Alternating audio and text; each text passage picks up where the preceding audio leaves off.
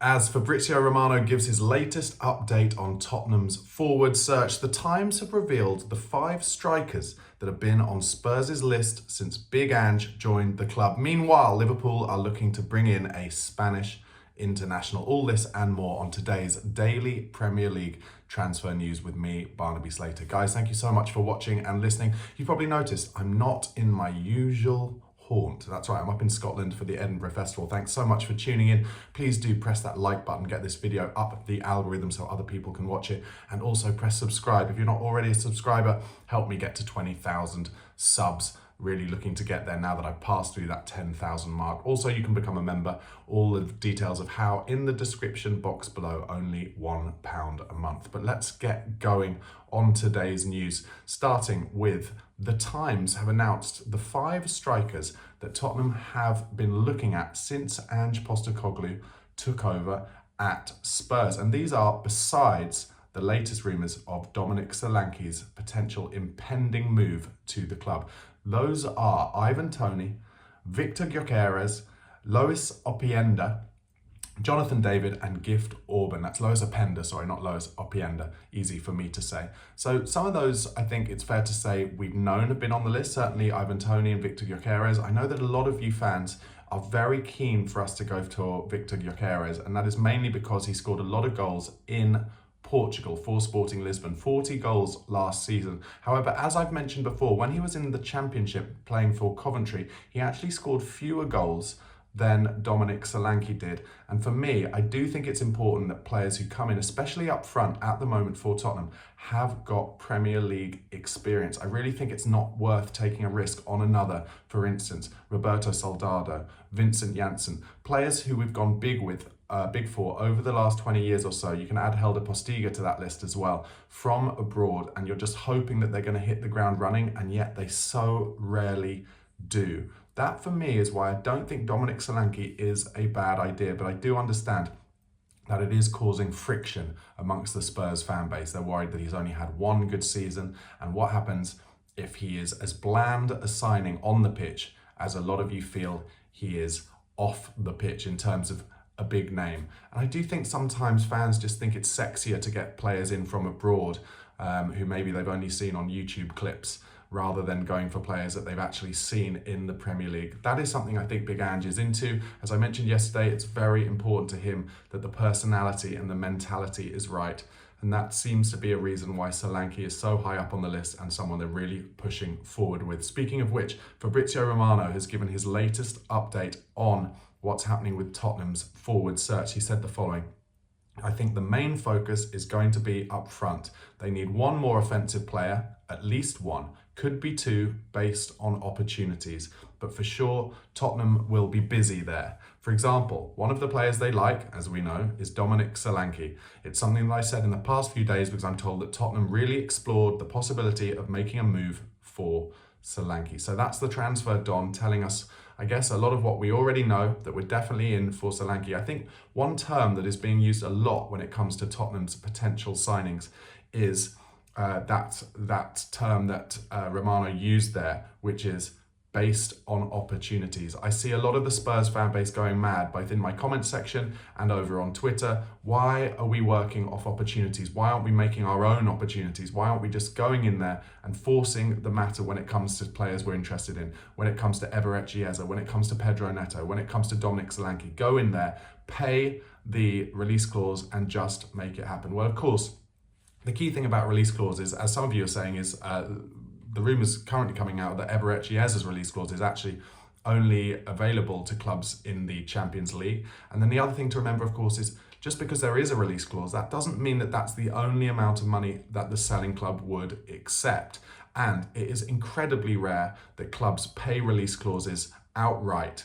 The only ones I can really think of course, are the Neymar, which was about 220 million to PSG from Barcelona, and then the Jack Grealish 100 million on the nose from Aston Villa to Manchester City. Daniel Levy is just not going to do that. I know a lot of you think a lot of the things we hear are that Tottenham have just all of this money to play with when it comes to profit and sustainability rules, that we're never going to be in danger of getting a points deduction. But I just do not think it's as simple as that. I really feel strongly that the club, Daniel Levy and the club, cannot come out and say that the debt that we have weighed on us from that stadium affects transfer business in any way. I do know that the debt has been put on the club over like 30, 40 years. I do get that, but it definitely counts. It really does. And it definitely affects how much we can spend. And we do just have to remember that. The club have only been in the stadium since 2019. A lot of you getting very angry in the comments about the fact that we're building the hotel now, or the fact that non-football activities in the stadium have just been upped by the council from 16 to 30. These are not negative things, these are positive things. These are positive ways of getting more revenue into the club and being able to pay off that debt and get to a place where we're able to spend more money on players quicker. We've only been in there since 2019. We are still kind of getting up to speed on how we can make money through that stadium. And if you look, I've said it before, but I'll say it again, if you look at the Emirates and Arsenal, they moved into the Emirates 2006. They didn't spend properly on Ozil till 2013. That's 7 years after they moved in. And those 7 years were incredibly difficult for Arsenal. They had to sell at least one of their big players every single year. Wenger was absolutely kind of hamstrung. He had a hand tied behind his back. And I'm not saying that Tottenham are in as bad a situation as that, but they are in a situation where they built a £1 billion plus stadium. They are indebted up to the rafters because of that.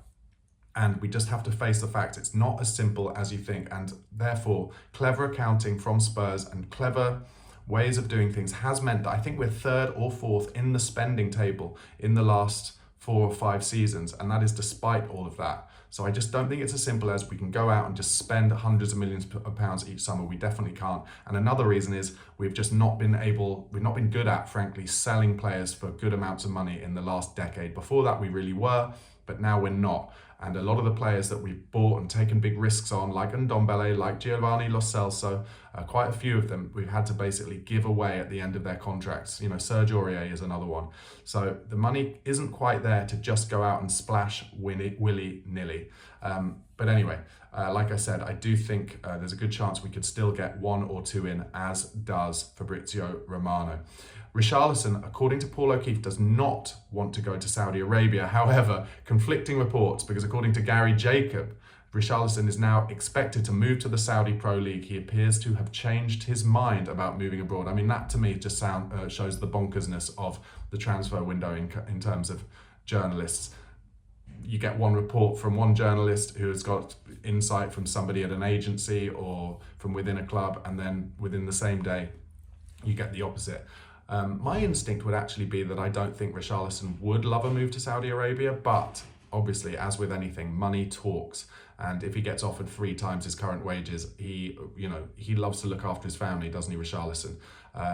So maybe he would accept that, but I don't know. What do you think? Let me know in the comments if you think Richarlison would rather stay and fight for his place at Spurs. And if so, do you think there's any chance that we might start the season with both Richarlison and Dominic Solanke fighting for that number 9 spot? Of course, Richarlison can also play forward on the left-hand side of the forward line. So he would then be fighting with Sonny and with Timo Werner for that spot. Just some more conflicting journalist reports yesterday. As I said, Fabrizio Romano says Spurs are pushing to get the Solanke deal done.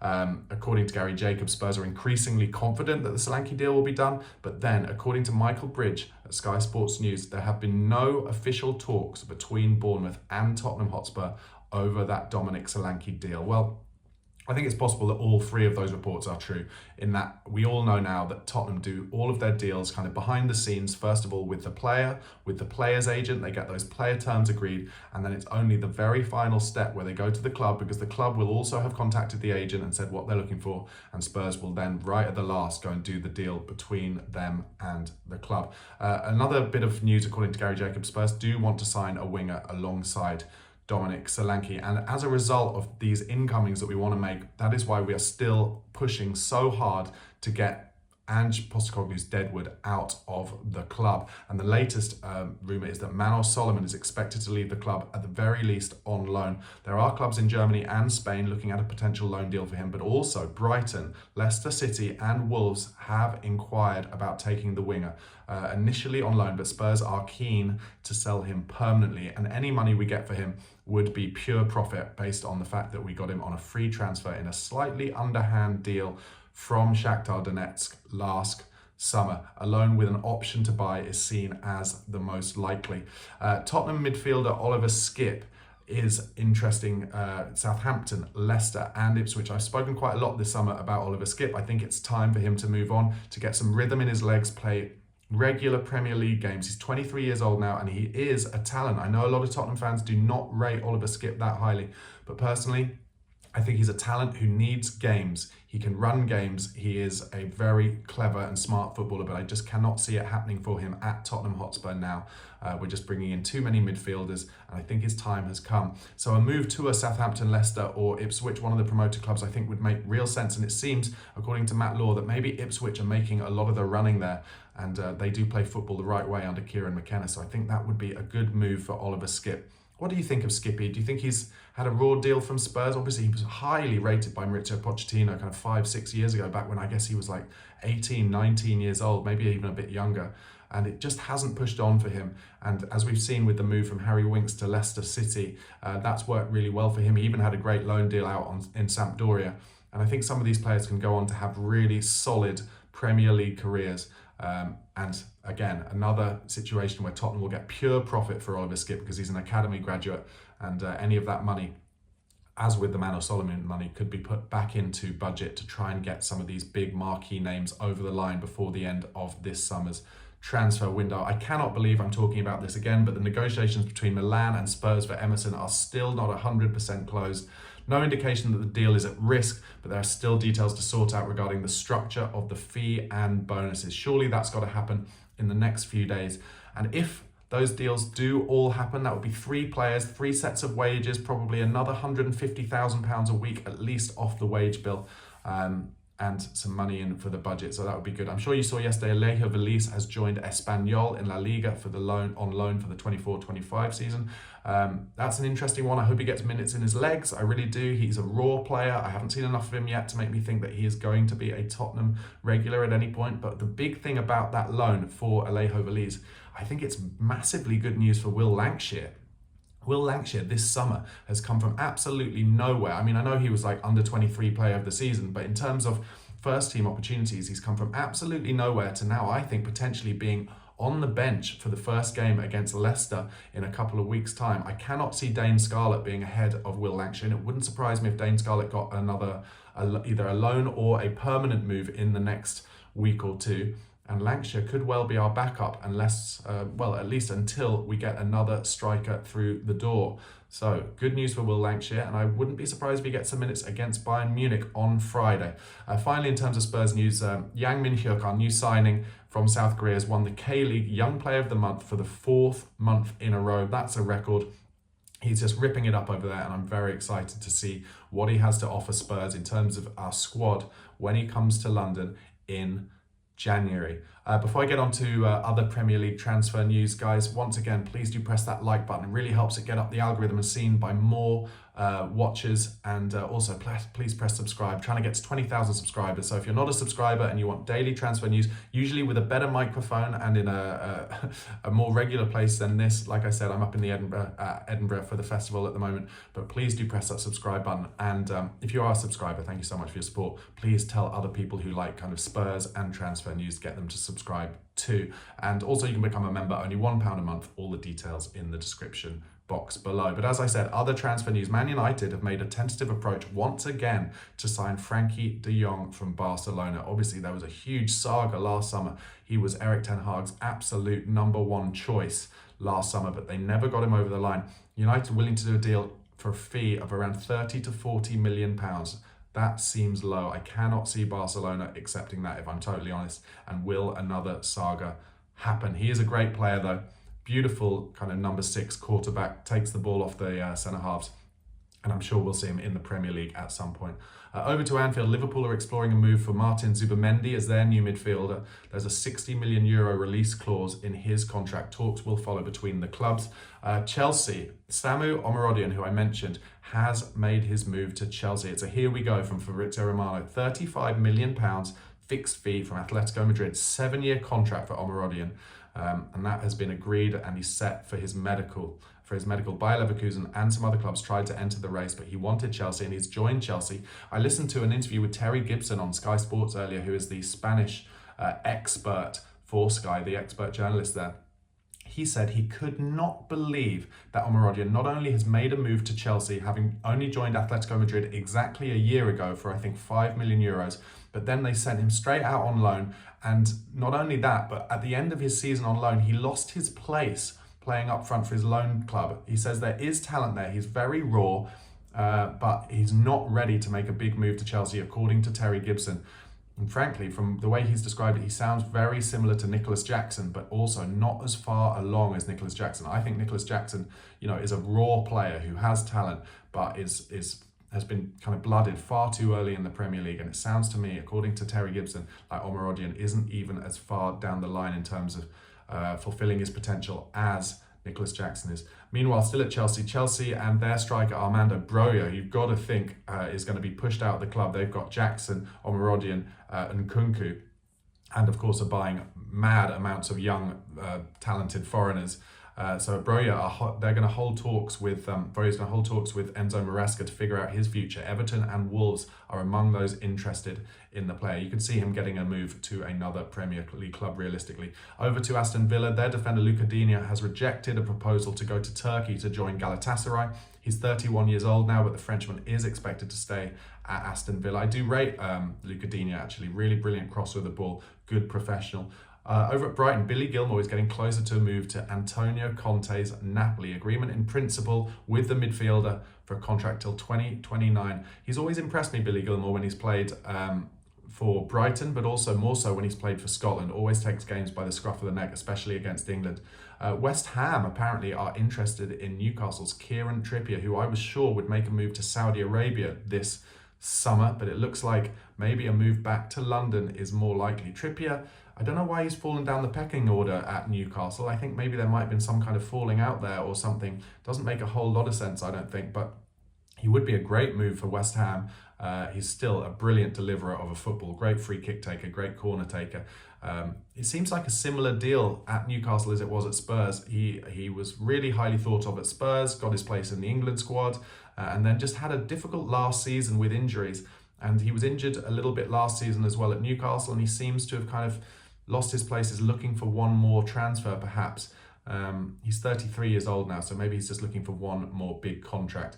West Ham apparently also interested in Chelsea's Trevor Chalobah as well, and that is because Shabab Al-Ali and West Ham have agreed a permanent transfer for Kurt Zouma. 29 years old now, he'll join the Dubai-based side on a free transfer. That's according to David Ornstein. I think that will have a lot to do with the fact that every time Kurt Zouma even has a training session now, he has to get ice on his knees afterwards for hours because they inflame so much. He's got years of injuries behind him. He's a big frame, isn't he? So it looks like a lot of that kind of heavy power and weight is affecting his joints, and maybe that, despite the fact he's only 29 years old, maybe a move to the Middle East, one last big payday for Kurt Zouma.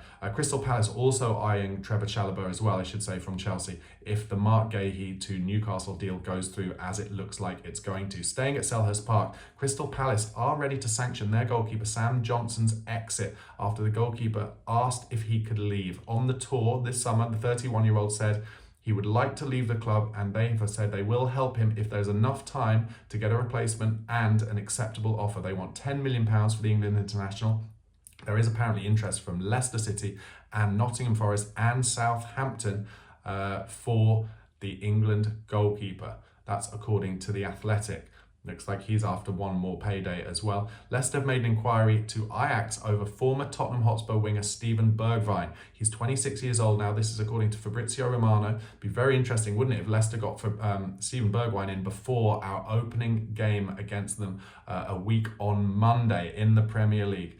What did you think of Steven Bergwijn when he was at Spurs, guys? Let me know in the comments. I always really liked him, and I actually think if he was still at Spurs under Big Ange Postecoglou, he would cause trouble. He would do damage. He's got a good final ball on him, good finisher, and just so direct. Always loved seeing him playing for Spurs. Some more general transfer news now. LA Galaxy are closing in on a deal to sign Marco Reus as a free agent. Final details being sorted. Still some work to do with the player and his camp, but LA Galaxy now close to getting it done. Good to see an absolute legend of the European game going over to LA Galaxy, who haven't really had a big name player since David Beckham.